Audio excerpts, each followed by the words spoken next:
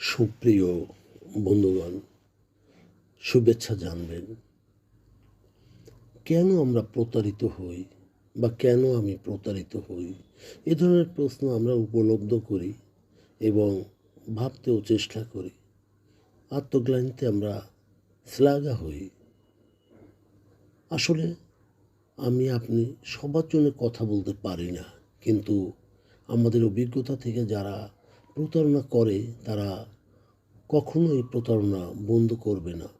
তারা প্রতারণা করতেই থাকবে যতক্ষণ না তারা আপনাকে আমাকে সম্পূর্ণরূপে ক্ষতিগ্রস্ত করবে, যে বিন্দুতে আপনার বিচক্ষণতার জন্য আপনি চলে যান।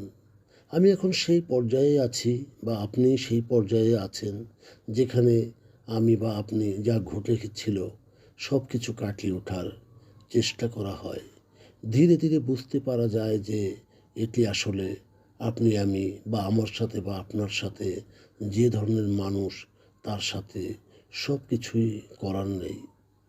তাই সবার প্রতি আমার পরামর্শ এবং উদাত্ত আহ্বান, আপনার প্রতিটি কাজে আনন্দ খুঁজে বের করার চেষ্টা করুন।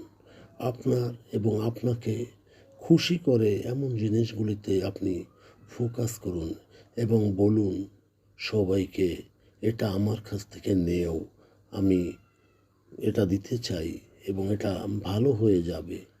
ধন্যবাদ প্রিয় বন্ধু। যদি আমাদের এই চর্চা আপনার ভালো লাগে তাহলে লাইক এবং শেয়ার দিন।